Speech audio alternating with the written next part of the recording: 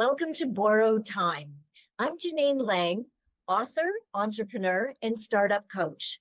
Now, in this podcast series, startups are taking months, if not years, off of their startup journey because successful business owners are sharing with you some of the biggest mistakes that they made, what it costs them in terms of time, and most importantly, what are some of the lessons that they had to learn the hard way? And so, by sharing their wisdom with you, I'm hoping that startups can accelerate their startup journey and get tremendous value from our guests. Now, our guest today is Mark Amell, and he is the founder of Local Business Rising. Welcome, Mark.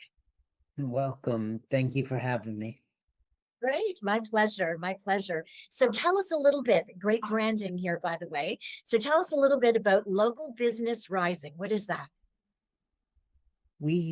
It's a marketing agency that specializes in helping small and local businesses thrive. The approach for marketing for small business is totally different than for large businesses. And because the most money is made with the large businesses, I think a lot of the local and small businesses are ignored in the help that they need. So I'm trying to change that narrative. That's so true. And I love that mission that you have for sure. So, what inspired you to get started with this, Mark? I have a software company, but 10 years ago, I met a guy that had to sell his 35-year-old family business. And he found out that it wasn't worth anything. He was just paying his bills and getting by. And that still sticks in my head. It troubles me. Yeah. So, it was a way of helping that person. Yes, ma'am. I took a 5-year hiatus from my software company and spent a lot of money. But I found out 3 short lessons, if you don't mind. One is 90% of $1 million small businesses use 10 or more marketing techniques, but most digital marketing agencies only sell 4 or 5 services. And in my process, I've created over 30 ways to internet market.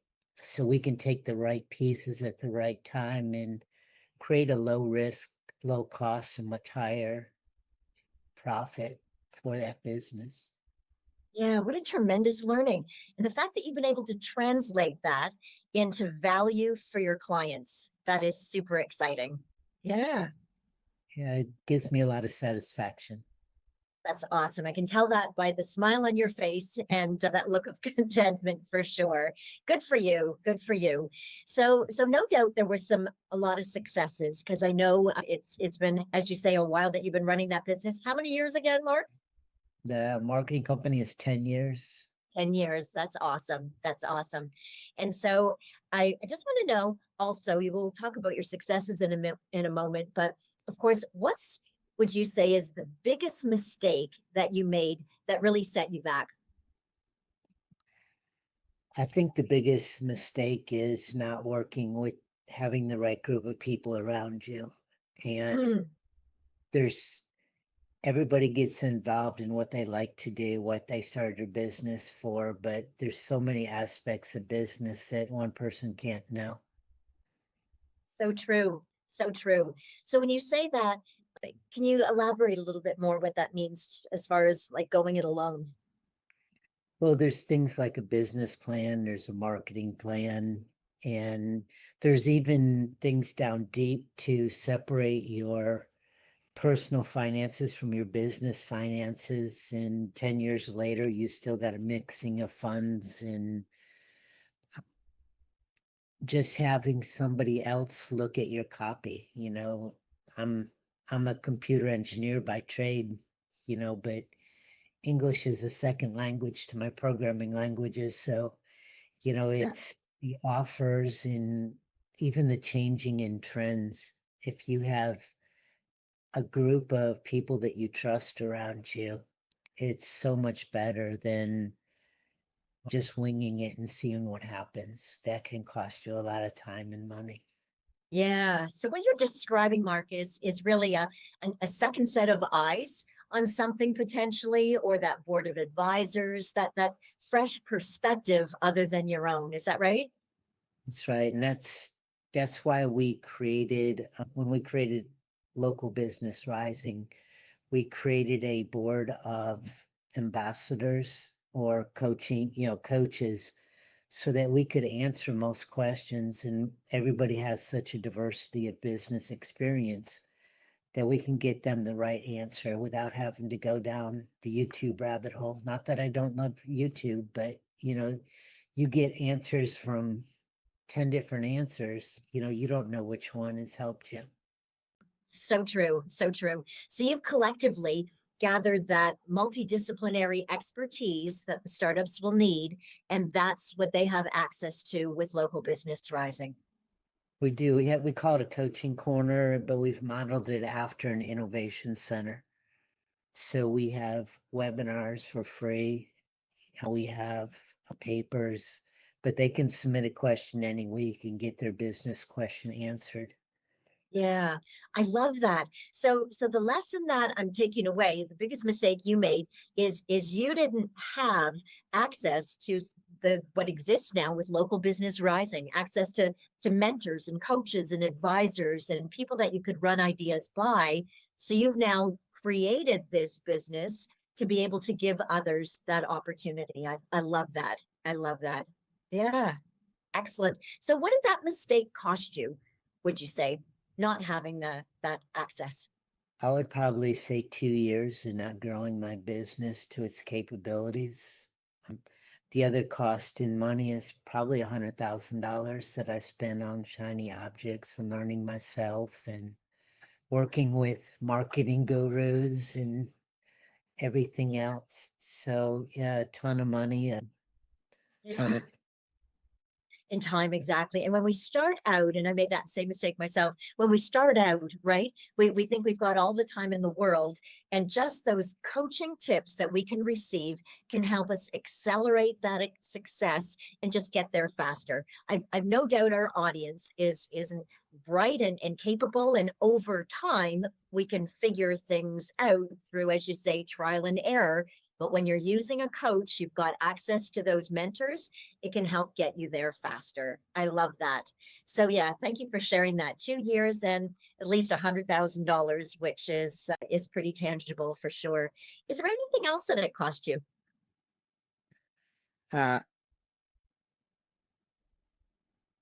I don't, I can't think of anything. Some of my choices I made where I homeschooled my children. So I wanted to balance, but I was still doing it the hard way. You're still working 18 hours a day and, not getting enough sleep and maybe not being your best for your family. So yeah, I can see where it affects a lot. It even affects your business decision when you're going out and meeting people. You can tell the people that are desperate for a sale when you start talking to them. And in this day and age, the switch is flipped from selling somebody to helping them achieve their goals. Yeah, I love that. You've articulated that so well for sure. And as you say, when you're not working smart, you're often working just harder. And those long hours, as you're describing, can really lead to that burnout. But at a minimum, as you say, that lack of productivity. Let's face it, we're not doing our best work when we're running on 4 hours, 6 hours sleep, right? Right. And you're also working on things that you can do right because everything else seems like a chore. So you end up not realizing the world crumbling around you. Yes, exactly. Well, sometimes I hear from stories that when they're married to their business, they're not prioritizing those other things in life. So you taking the time to homeschool your son, that's impressive, Mark. That tells you us about your values, right? It is, yeah, I'm really proud of the way he came out, proud of my children. Yeah. Good for you. Well, I love it. You obviously know what's important and you've prioritized those, and obviously actions speak louder than words for sure. So that's thank you for sharing that biggest mistake, and it really does help see how it's inspired this business that you've created. So what would you say is also one of the biggest successes now that you've accomplished? For me, it's helping people. I get a lot of satisfaction from watching somebody not go out of business, for thriving and having them actually be able to take a vacation, and not worry about their business falling apart. There's a lot of people that work 7 days a week and 20, 18 hours a day just to try to keep all those balls up in the air. And if I can get somebody to take their first vacation in a couple of years and actually relax and enjoy themselves, they come back refreshed and appreciative. Yeah, I love that as a test of, have you done your job? Have you convinced them, right? And given them the resources. The proof is they know how to relax for a week and actually unplug from their business. Then you've not only taught them something about their business, you've also taught them something about themselves, right? And helped them with their priorities. I Yes, love it. ma'am. When I love it. what's really interesting is that when you take a business, I also do some business coaching from 700 to $1 million wall. It's mostly because the owner's in his own way. He has to control everything. You probably found that yourself.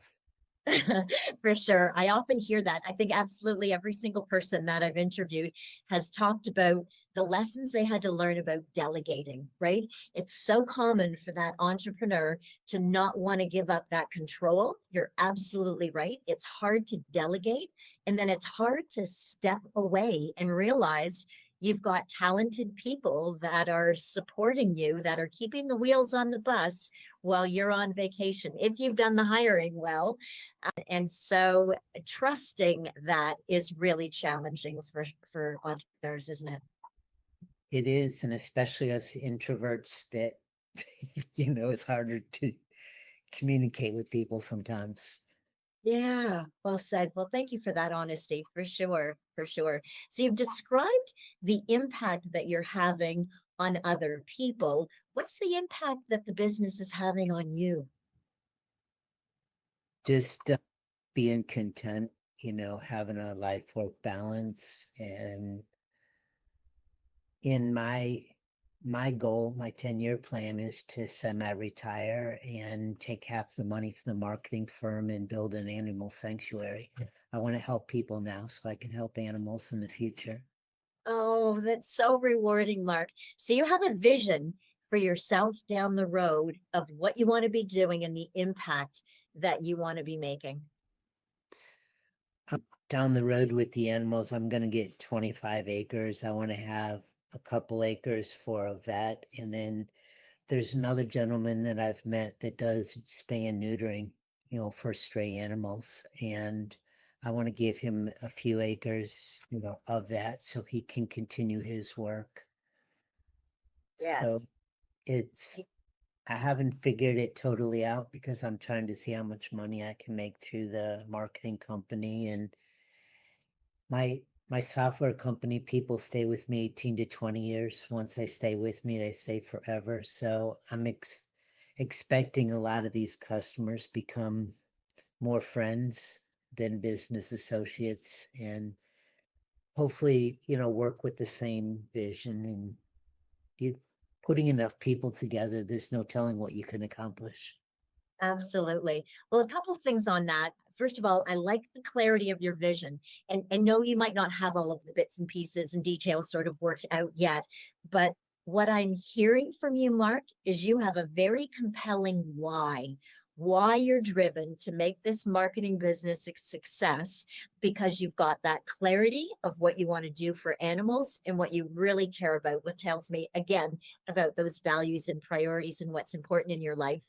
The other success that you've just mentioned is the fact that you're not running just a marketing business, as if that's not enough, of 10 years. You also have a software business. And so, as another success, tell us a little bit more. How long have you been running that for? The software business is 30 years old. It's still running. And to me, residual income's everything. So my software is stable and I get people send me money every month and I can pay my bills. So it gives me a little bit more flexibility. Yeah, I love that story because I did something similar when I started this business. I had a paycheck and a purpose, is how I often describe it. So that paycheck of doing the contract was just regular recurring revenue that I could count on. And it freed up some of my time because I didn't have to spend all of my time building that. And it freed me up to really pursue my purpose in life, which is really startup coaching. So it sounds like you've had a similar strategy. Paycheck and purpose, does that resonate? It does. And, it's, I had this other thought in that when I not only help other digital marketing agencies fill in that customer journey potholes that they have, but I teach marketing classes, and one of the first things we do is we spend, some people think too long, but we spend it on the offer and the clarity and where do you want to be at the end of the year? Because if you don't have that path and you start hitting shiny object syndrome and all, I help them build it. One of the things I do always include is where's your residual income? Yeah, Because otherwise you're selling every month to get those new checks in. for sure. So cash is king, and certainly recurring revenue, residuals is what it's all about. I loved your expression. You're filling marketing potholes in the startup journey. I love that. That should be your value proposition statement. You're a true marketer, Mark. Thank you for sharing those nuggets for sure. Is there any other advice that you would give to the startups out there who would be listening? Anything else come to mind that we haven't talked about yet? In my presentation, there's 7 reasons that business fail, but the most important one to me is that the owners no longer do what they got into business for, and they get frustrated. One of the examples, I took a pest control company, and the owner was out there working 8 hours a day, come home, and then he had to do 4 hours of paperwork, things he didn't want to do at night, and it affected his family, himself, and I got it down to 20 minutes a night, and everybody's really happy. Mm-hmm. So what's the message there? That administration, because I think it's so real, the example that you've touched on. It can really creep up there, and then you're spending the majority of time thinking, is this what I signed up for? It is, and it does. Again, we were talking about attitude. It changes your attitude during the day. When you're meeting your customers, you're like, I got to get this finished, instead of how are you doing in building that, what do you call it? Net reputation management. You're not building that relationship where they're going to refer you because they're like, oh yeah, he came in and did his job, but that was it. A lot of, if you don't have some, I guess another nugget is, if you don't have something special, that niche that you can give more value to, and you just say, I'm going to fight with price, then you're only going to attract customers that are price shoppers. Mm, So if you want to look as if you narrow down your niche and explain your value, then you can actually charge more and you can have better customers because those customers are going to appreciate the value that you give them. that's so true. I love that because I hear so many nightmare stories about startups unfortunately waking up one day and realizing that they've attracted the wrong customers around them because they were offering freebies and constantly discounting. And that's exactly who they attracted. So some of them I've even heard had to blow that business up and start over, or go to a completely different channel and start again, attracting the right customers. So it's such great advice that you're giving. Some of those decisions that you make, right, discount or not, really create a perception about the value that your business can deliver. I had another pest control company that fired all his techs and kept only the customers that he liked working with, and he was making more money and much happier. Not that I'm suggesting that, but just a snippet. Right, but don't eliminate that as a possibility.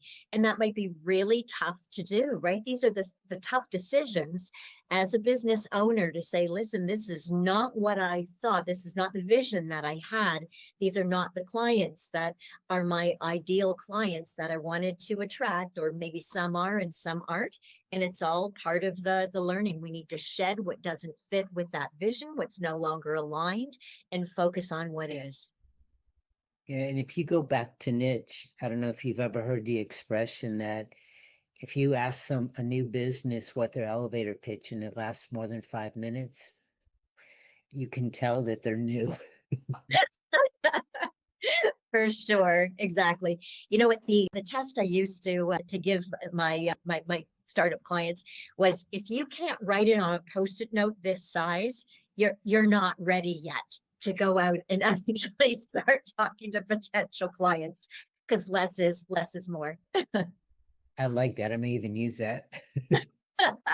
Feel free to steal shamelessly. Absolutely.